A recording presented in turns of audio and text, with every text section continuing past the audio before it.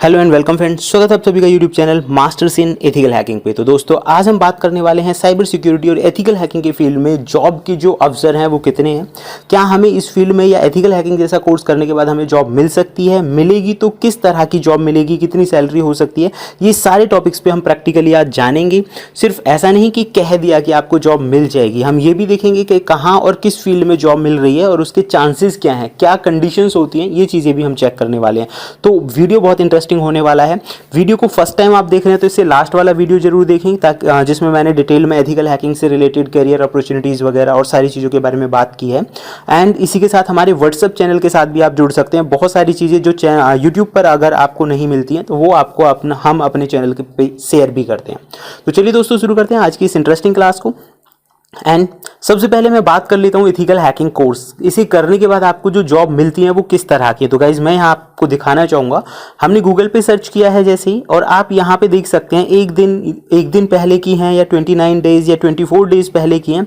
लेकिन इसमें जो ज़्यादातर जॉब्स हमें दिखा रहा है, यहाँ पे आप ज़्यादातर देखिए कि जॉब हमें जो मिल रही हैं ज़्यादातर, उनमें से ज़्यादातर ट्रेनर्स की जॉब हैं और ट्रेनर्स की कहें या इंटर्नशिप्स की हम कहें, तो इस तरह की जॉब्स जो हैं हमें यहाँ पे ज़्यादा दिखाई दे रही हैं। तो जहाँ तक अगर मैं इस शब्द की बात करूँ एथिकल हैकिंग, इस शब्द की ज़्यादातर जो जॉब रिक्वायरमेंट्स हैं मैक्सिमम अगर हम कहें, ऐसा नहीं है कि कंपनीज़ में रिक्वायर नहीं होता, कंपनीज़ में भी रिक्वायरमेंट होती है, लेकिन आप इन सभी के हिसाब से अंदाज़ा लगा सकते हैं कि ज़्यादातर जो ज़रूरत है एथिकल हैकिंग सीखने के बाद, ज़्यादा जो आपको जॉब्स मिलने के चांसेस होते हैं वो ट्रेनर्स के ही होते हैं। क्योंकि जैसे शुरुआत में भी मैंने एक बात बोली थी कि एथिकल हैकिंग एक तरह का प्राइमरी कॉन्सेप्ट है। इसमें आपको जस्ट डोमेन्स की जानकारी निकलती है कि साइबर सिक्योरिटी के अंदर जो डोमेन्स हैं वो कौन कौन से हैं, किस फील्ड में किस तरह का काम होता है। और बहुत एक अच्छे लेवल पे या एक्सपर्ट लेवल की अगर मैं बात कहूँ या कंप्लीट होने की मैं बात कहूँ तो वो आप नहीं होते हैं। इसीलिए इसमें ज़्यादातर जो जॉब्स हैं वो आपको ट्रेनर लेवल की मिलेंगी। कंपनीज में भी होती है तो वहाँ आप एज अ जूनियर वहाँ आप जा सकते हैं, एज अ ट्रेनी जा सकते हैं, या इंटर्नशिप के तौर पे आप वहाँ पे एंटर कर सकते हैं। लेकिन मैक्सिमम जो चांसेस हैं वो ट्रेनर्स के होते हैं। तो ये तरह हमारा पहला प्रोफाइल। दूसरा अगर हम बात करें कि इसी चीज़ को थोड़ा सा अगर हम अलग तरीके से देखें, भाई एथिकल हैकर्स जो हैं इसमें आप 20 अलग अलग डोमेन्स पे काम करते हैं, नेटवर्किंग के ऊपर भी काम किया जाता है और कुछ आपकी कोडिंग स्किल्स भी होती हैं। तो उस हिसाब से दूसरे डोमेन की अगर हम बात करें कि एज अ जूनियर या फिर जैसे कि होता है ना कि लाइक ट्रेनी के तौर पे आप वहाँ पे चले गए, तो उस हिसाब से भी बहुत सारी कंपनीज आपको रिक्रूट करती हैं और आप इंसिडेंट हैंडलर के तौर पे भी एक शुरुआत कर सकते हैं। ये भी उसी डोमेन से जुड़ा हुआ एक फील्ड है। तो इसमें आप देखेंगे यहाँ पे इंसिडेंट हैंडलर की भी जो जॉब्स हैं वो अलग अलग जगह पे हैं।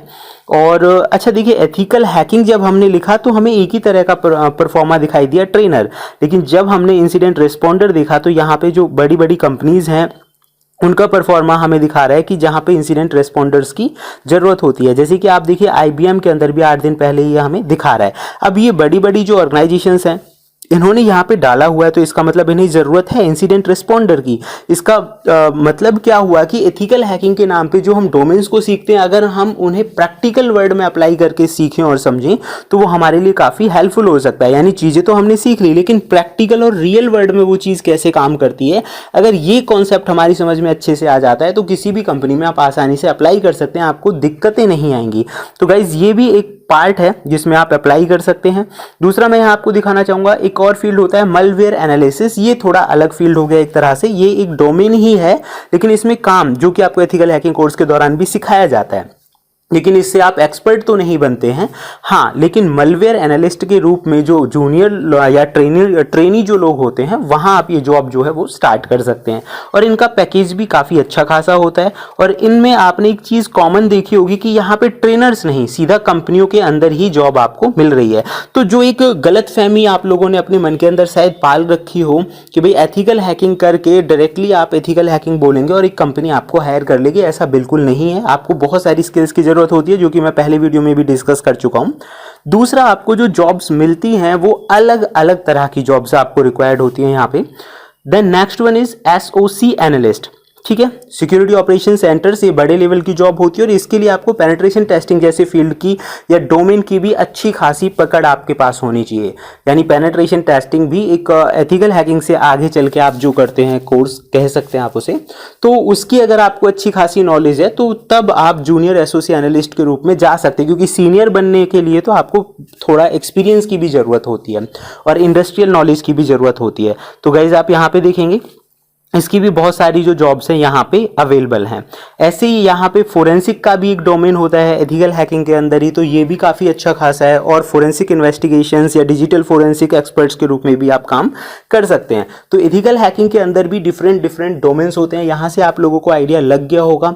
कुछ लोगों का सवाल ये भी था कि एथिकल हैकिंग करने के बाद क्या गवर्नमेंट जॉब मिल सकती है, तो उन लोगों को मैं बताना चाहूँगा गाइज कि गवर्नमेंट जॉब सिर्फ एथिकल हैकिंग का डिप्लोमा करने के बाद आपको नहीं मिलेगी या सर्टिफिकेट करने के बाद आपको नहीं मिलेगी। गवर्नमेंट जॉब्स की टाइम टू टाइम वैकेंसीज निकलती हैं जैसे बाकी जॉब्स की निकलती हैं।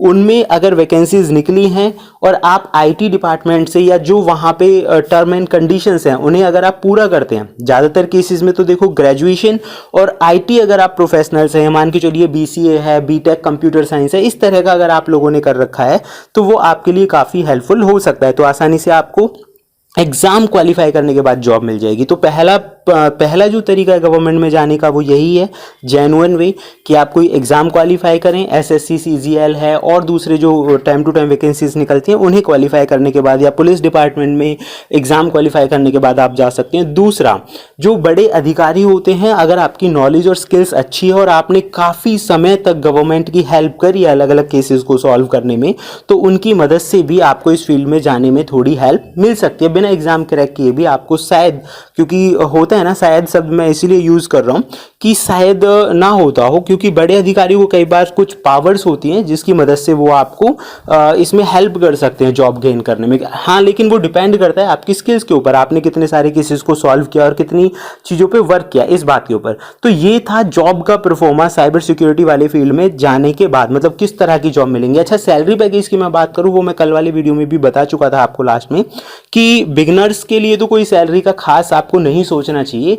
हाँ, लेकिन 1-2 साल के एक्सपीरियंस के बाद आपकी जो सैलरी पैकेज है वो कम से भी कम 5 से 10 के बीच में रहेगा इन द बिगिनिंग। यानी कि 5 से 10 लाख के बीच में आपको 1 साल के एक्सपीरियंस के बाद या 2 साल के एक्सपीरियंस के बाद बड़ी आसानी से आपको कोई भी कंपनी हायर कर लेगी। 5 से 10 LPA बड़ी आसानी से आपको मिल जाएगा। जैसे जैसे आपका एक्सपीरियंस बढ़ता जाएगा ये सैलरी भी हाई होती चली जाएगी और कंपनी टू कंपनी, ये फिक्स भी नहीं है कि 10 तक ही मिले 2 साल के एक्सपीरियंस के बाद, हो सकता है आपको 20 LPA का भी पैकेज मिल जाए। और ऐसा हुआ है हमारे कई स्टूडेंट्स के साथ, तो इसलिए मैंने ये बात आप लोगों को बोली। तो गाइज, ये था हमारा आज का वीडियो। जॉब्स को लेकर आपके मन में कोई डाउट्स था तो वो क्लैरिफाई हो गया होगा। और कल से हमारी जो पहली क्लास है, हम शुरू करेंगे एथिकल हैकिंग की पहली क्लास, और पूरा का पूरा एक वीडियो के अंदर मैं आपको कंप्लीट कॉन्सेप्ट कराने वाला हूं। ज़्यादा बड़ा वीडियो भी नहीं होगा, जो कहते हैं ना कि निचोड़ होगा उसमें, बहुत आसान तरीके से वो हम सीखेंगे कल की क्लास में। ठीक शाम को 7 बजे हमारा वीडियो आता है, तो देखना ना भूलें। एंड ऐसी ही लेटेस्ट जानकारी के लिए देखते रहें YouTube channel masters in ethical hacking. Thank you friends, good bye.